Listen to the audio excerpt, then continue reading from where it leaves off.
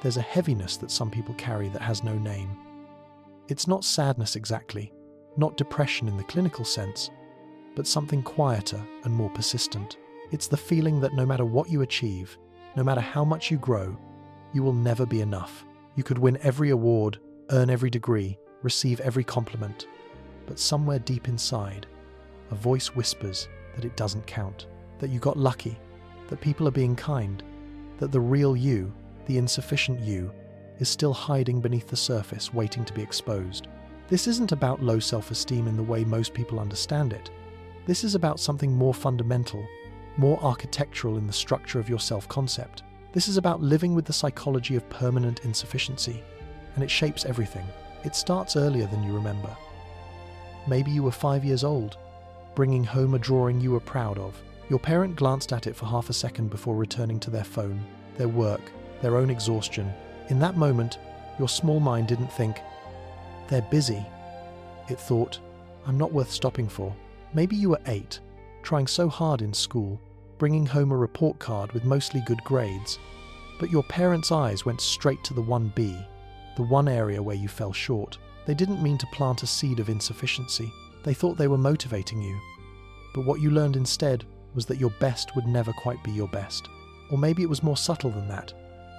Maybe your parents were loving, present, attentive, but you had a sibling who was naturally gifted, effortlessly bright. And you, quieter, slower to bloom, began to internalize a story that you were the lesser version, the one who had to work twice as hard to earn half the recognition. Psychologists call this an inadequacy schema. It's a core belief formed in childhood that becomes the lens through which you see yourself for decades. It's not a thought you choose, it's a feeling that lives in your body, in the way your chest tightens when someone praises you, in the way you dismiss your own accomplishments before anyone else can. What's fascinating and devastating about this psychology is how it operates. Most people assume that achievers feel confident, that success breeds self-assurance. But for those with permanent insufficiency, achievement does the opposite. Every success becomes evidence of how much further you still have to go. You finish a project and immediately see its flaws. You receive a compliment and mentally list all the ways you don't deserve it. You reach a goal, and instead of celebrating, you're already anxious about the next one because standing still feels like falling behind. This is the exhausting paradox of insufficiency. You're running a race that has no finish line. You're climbing a mountain that grows taller with every step. And the cruel irony is that the harder you work, the more you achieve, the more the voice inside you says, "See? You're still not enough." Attachment theory helps us understand where this comes from. When children grow up with inconsistent validation, when love feels conditional on performance, they learn that their worth must be earned. They become adults who cannot simply be. They must constantly do, prove, achieve, justify their existence. But here's what most people don't realize. The insufficiency isn't about what you lack, it's about what you were never given permission to feel. You were never given permission to be imperfect and still loved.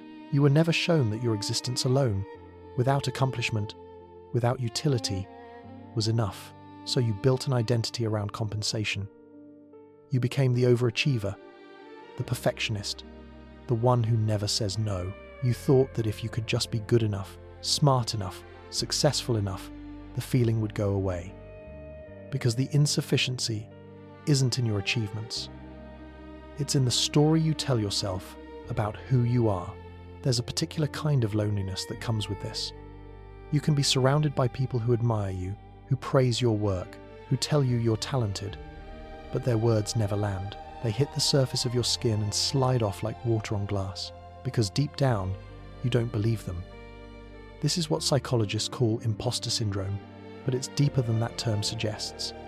It's not just about feeling like a fraud in professional settings, it's about feeling like a fraud in your own life. Like you're constantly waiting for someone to pull back the curtain and reveal that you were never supposed to be here, that you somehow slipped through the cracks of a world meant for people more deserving than you. What makes this so painful is the invisibility of it. From the outside, you might look successful, composed, even confident. People see your accomplishments and assume you must feel proud. They don't see the internal arithmetic you're constantly running, the mental ledger where every success is immediately devalued, and every failure is magnified into proof of your fundamental inadequacy. You learn to perform confidence because vulnerability feels dangerous.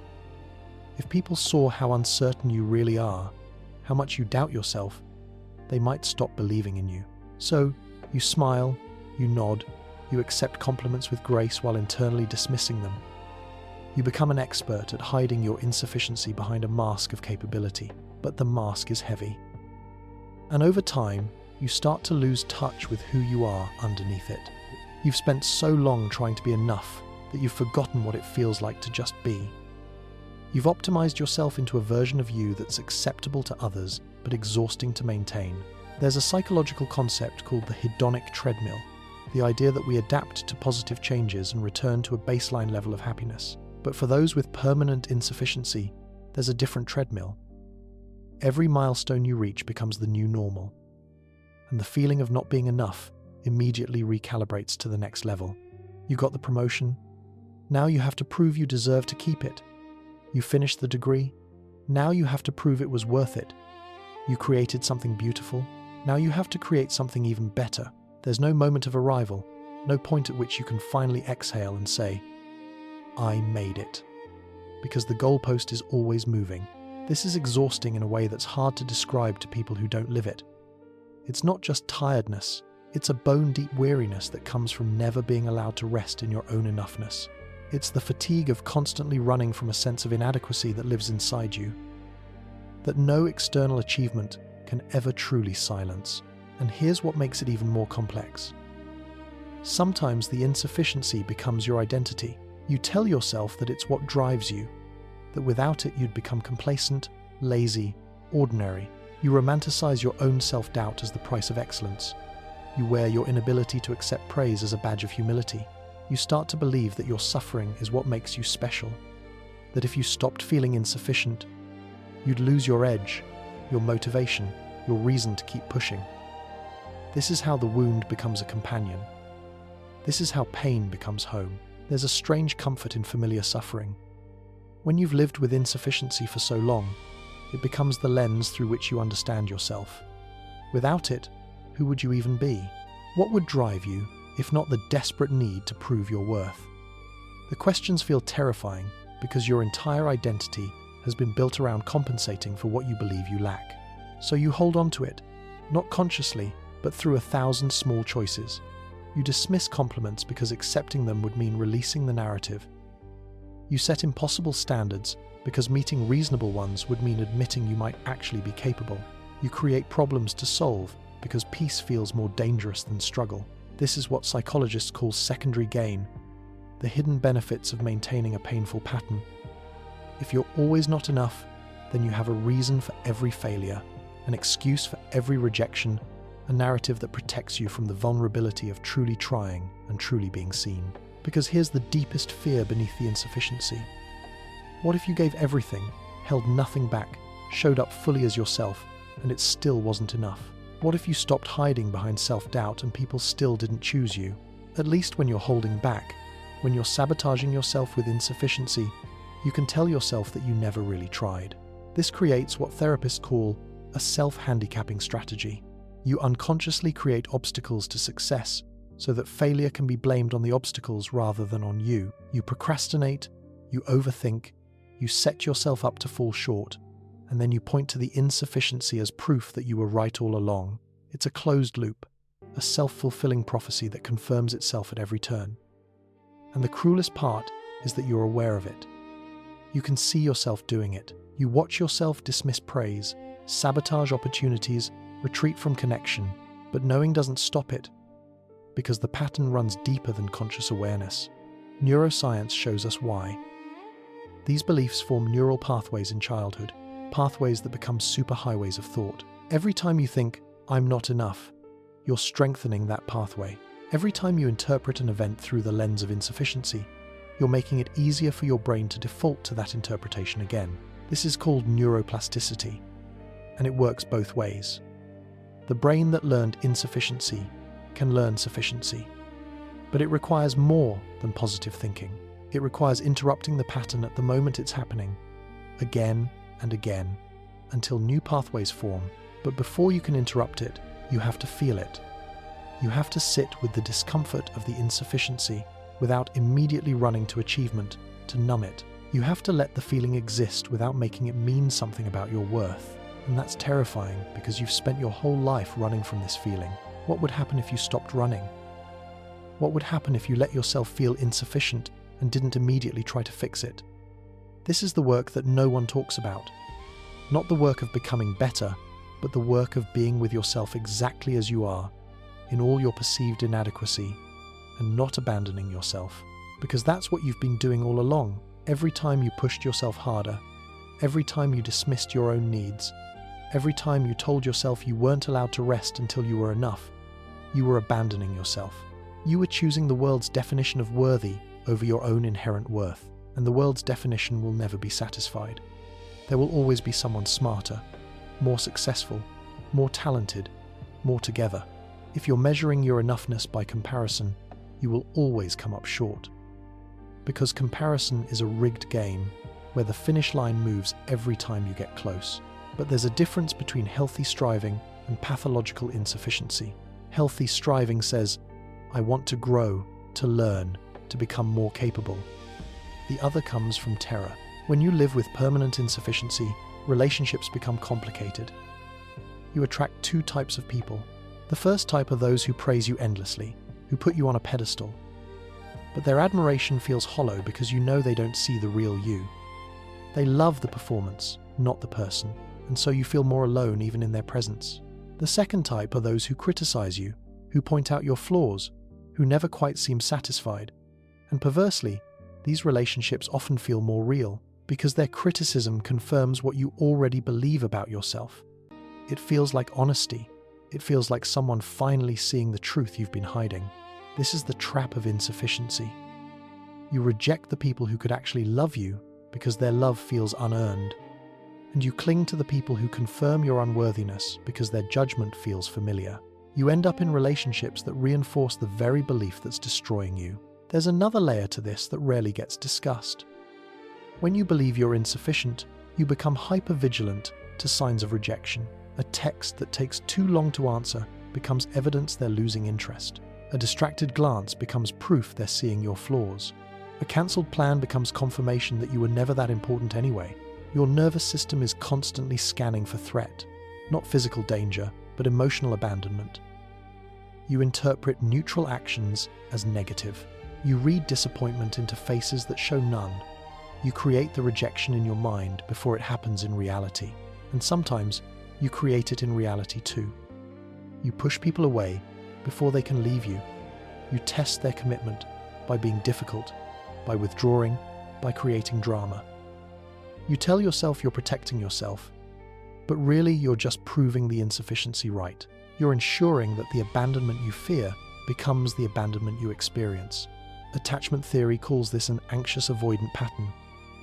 You desperately want connection, but you're terrified of it, so you move toward people and then push them away, creating an exhausting dance where intimacy becomes impossible.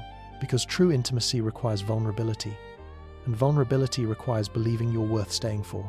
But you don't believe that, so you show people an edited version of yourself. The capable version, the strong version, the version that doesn't need too much. You hide your fears, your needs, your messiness, and then you feel lonely even when you're with someone because they don't know the real you. The real you, the one who feels insufficient, stays hidden. Because what if they saw that part and confirmed your worst fear? What if they looked at the unedited version and decided it wasn't enough? Better to be lonely while connected than rejected while vulnerable. At least that's what the insufficiency tells you. So you live in this strange middle ground, close enough to people to not be alone, but far enough that you never risk being truly seen. You help others, but never ask for help. You perform connection without ever actually connecting. And the loneliness grows. There's a particular kind of pain in being surrounded by people and still feeling unknown. In having friendships that look deep from the outside but feel shallow from within. In being praised for your strength when what you really need is permission to be weak. This is the hidden cost of insufficiency in relationships. You become a chameleon, adapting to what each person needs you to be. With your family, you're the responsible one. With your friends, you're the supportive one. With your partner, you're the capable one. But who are you when no one's watching? You've played so many roles that you've lost touch with the person beneath them. And here's what's devastating. The people in your life probably do care about you. They probably would love to see the real you. You've smiled through your pain so convincingly that they believe the smile. So now you're trapped in relationships where people love a version of you that doesn't quite exist. And you can't blame them because that's the only version you've shown them. This is the loneliness of insufficiency, not the absence of people, but the absence of true knowing. The knowledge that if they really saw you, they might not stay. Psychologists who study self-concept talk about something called self-verification theory. It's the idea that people seek confirmation of their existing self-views, even when those views are negative. If you believe you're insufficient, you'll unconsciously gravitate towards situations and people that prove it. This is why positive affirmations often don't work for people with deep insufficiency. When someone tells you you're amazing and you don't believe it, the dissonance is painful. It's easier to dismiss the compliment than to challenge the entire architecture of how you see yourself. So, you smile, say thank you, and immediately return to the familiar narrative of not being enough. But here's what's quietly devastating. The insufficiency doesn't just affect how you see yourself, it affects how you experience joy. When something good happens, there's always a shadow over it. You can't fully celebrate because part of you is waiting for the other shoe to drop, for reality to correct itself, for the universe to remember that people like you don't get to have good things without earning them 10 times over. Happiness feels stolen, success feels temporary, love feels conditional. Everything good comes with an asterisk, a fine print that says, this isn't really yours, you're just borrowing it until someone realizes the mistake. And so, you never fully sink into joy. You hover above it, one foot always out the door, preparing for the inevitable moment when it's taken away. There's a term in psychology called anhedonia, the inability to feel pleasure. But insufficiency creates something slightly different. It's not that you can't feel pleasure, it's that you can't feel deserving of it. The pleasure is there, but it's wrapped in guilt, anxiety, and the constant whisper that you haven't earned the right to enjoy it. This is why rest feels impossible. When you sit down to relax, the insufficiency screams at you. It tells you that you're wasting time, that you should be working, improving, achieving. It tells you that people who deserve rest are people who've accomplished enough, and you, by definition, never have. So, rest becomes another thing you fail at, another area where you're insufficient. Even simple decisions become complicated. Should you buy yourself something nice? The insufficiency says you haven't earned it. Should you take a day off? The insufficiency says you're being lazy. Should you celebrate a win? The insufficiency says it wasn't that impressive anyway. Every choice becomes a referendum on your worth, and this constant internal negotiation is exhausting. Other people seem to make decisions easily, to enjoy things without guilt, to exist without constantly justifying their existence. But for you, every moment of pleasure comes with a price, a nagging sense that you're getting away with something you shouldn't. That enjoyment is for people who've done more, been more, achieved more. This is how insufficiency steals your present. You're never fully here because you're always measuring yourself against an impossible standard. You're at dinner with friends but thinking about the work you should be doing. You're on vacation but feeling guilty for not being productive. You're celebrating a success but already worried about the next challenge. Your mind lives in 3 places simultaneously.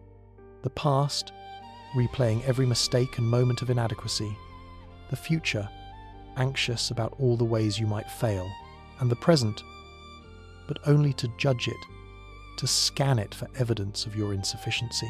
You're never just experiencing life, you're always evaluating whether you deserve to. This relationship with time becomes toxic. The past is a catalogue of failures. The future is a threat of exposure. The present is a test you're constantly failing. Where in time are you allowed to just be? Where in time are you enough? The answer insufficiency gives is nowhere. You were never enough. You're not enough now, and you won't be enough later. This creates a profound sense of urgency without direction. You feel like you should be doing something, anything, to finally become enough, but you don't know what that something is. So you scatter your energy in all directions. You take on more projects, more responsibilities, more goals. You fill every moment with striving because emptiness feels like evidence of your inadequacy. But the striving doesn't make you feel better. It just makes you more tired. Because you're not striving towards something, you're running from something. And what you're running from lives inside you. So no matter how fast you run, how much you achieve, how far you go, the insufficiency keeps pace. It's always right there, whispering that it's not enough, you're not enough, nothing will ever be enough. The body keeps score of all this. Chronic stress from never feeling enough manifests physically. Your shoulders carry tension you can't release. Your jaw clenches in your sleep. Your stomach churns with anxiety that has no specific object, just a general sense that you're failing at something you can't quite name. The insufficiency isn't just psychological, it's somatic. It lives in your nervous system. Studies show that people with chronic feelings of inadequacy have elevated cortisol levels, the stress hormone. Their bodies are in a constant state of low-level threat response, because on a primal level, insufficiency feels like danger. If you're not good enough, the tribe might reject you. If you're not valuable enough, you might be abandoned. This is why the feeling is so hard to shake through logic alone. You can know intellectually that you're accomplished, talented, worthy. But the body remembers a different truth. It remembers the moments you were overlooked, the times your needs were dismissed, the subtle messages that taught you your enoughness was always in question. And the body holds that memory long after the mind has tried to move on. Your nervous system learned to interpret the world through a lens of insufficiency. A lack of immediate praise becomes confirmation of failure. Your body is constantly interpreting ambiguous signals as threats to your worth because it's trying to protect you from the pain of not being enough. But this protection has become a prison. You can't relax because relaxation means lowering your guard. You can't be vulnerable because vulnerability means risking exposure. You can't celebrate because celebration means you might start believing you're enough. And if you believe that and then fail, the fall will destroy you. So you stay in the prison of perpetual insufficiency because at least it's familiar. And in this prison, you develop coping mechanisms. Some people become perfectionists, trying to control every detail to prevent any possible criticism. Some become people pleasers, trying to earn worth through service. Some become overachievers, trying to accomplish their way into enoughness. Some become invisible, trying to avoid judgment by avoiding being seen at all. These strategies all serve the same purpose. They're attempts to manage the anxiety of insufficiency without actually addressing the core belief. They're ways of staying safe while staying stuck. And they work, sort of. They help you function, they help you survive. But they don't help you heal, because healing requires something these strategies can't provide. What's particularly cruel about permanent insufficiency is how it distorts your perception of others. You look at people who seem confident and assume they must actually be enough. You think they possess some quality you lack, some innate worthiness you were born without. You don't see that many of them are performing confidence just like you, or that their worth isn't any more real than yours. They've just learned to believe the story differently. This creates a horrible kind of isolation. You feel like you're the only one who's fundamentally insufficient, like everyone else got a manual for being human that you somehow missed. You watch people accept compliments easily, celebrate their wins without immediate self-criticism, exist without constantly questioning their right to take up space. What's wrong with me? Why can't I do that? But here's the truth that insufficiency makes invisible. Most people are just better at pretending. They doubt themselves too. They feel inadequate too. They just don't let it become their entire identity. They allow themselves moments of believing they're enough, even if those moments are temporary, even if doubt returns. They give themselves permission to be imperfect and still worthy. You've never given yourself that permission. Every flaw is evidence. Every mistake is confirmation. Every moment of not knowing becomes proof that you were right all along, that you've been insufficient from the start. And this confirmation bias becomes self-reinforcing. You notice every failure and dismiss every success until your entire self-concept is built on a foundation of not enough. Cognitive behavioral therapy talks about cognitive distortions, the ways our minds twist reality to match our beliefs. But for permanent insufficiency, it's not just about distorted thinking, it's about distorted being. Your entire sense of self is organized around the belief that there's something fundamentally lacking in you, and every experience gets filtered through that lens. This is why achievement never fixes it. You can accomplish extraordinary things and still feel ordinary, because the insufficiency isn't about what you do, it's about who you think you are, and no external validation can change an internal story that was written before you had words to question it. There's a particular kind of grief that comes when you realize this. When you understand that you've spent years, maybe decades, trying to earn something that was never yours to earn. That worthiness isn't a finish line you cross through achievement. That enoughness isn't a prize you win by being perfect. That all this time, you've been trying to solve a problem that was never really about you. Because here's what the psychology of permanent insufficiency really is. It's not a reflection of your value, it's a scar from the past. It's the internalized voice of every person who made you feel conditional. Every environment that taught you to measure your worth by external metrics. Every moment you needed to be seen and weren't. You learned insufficiency the same way you learned language. Through repetition, through modeling, through 1,000 small moments that added up to a belief system. And just like language, it runs so deep that you don't question it. It becomes the water you swim in, so constant and familiar that you forget it's even there. But here's what's equally true. What was learned can be unlearned. Not quickly, not easily, but genuinely. The neural pathways that formed around insufficiency can form new patterns. The story you tell yourself about who you are can be rewritten, not by achieving more, not by finally becoming good enough, but by questioning the entire premise. This is where the healing begins, not in doing, but in being. In learning to exist without justifying your existence. In practicing the uncomfortable art of receiving kindness without immediately deflecting it. In sitting with the feeling of not being productive and not letting it destroy you. In looking at your reflection and seeing a human being, not a project that needs fixing. It starts with noticing. Noticing when the insufficiency voice speaks. Noticing when you dismiss a compliment, when you minimize an achievement, when you automatically assume you're less than. And instead of believing that voice, instead of obeying it, you pause. You ask, is this true, or is this the wound talking? Because the wound will always speak in absolutes. It will say you're never enough, you'll never be enough, you were never meant to be enough. The truth is more nuanced, more gentle, more human.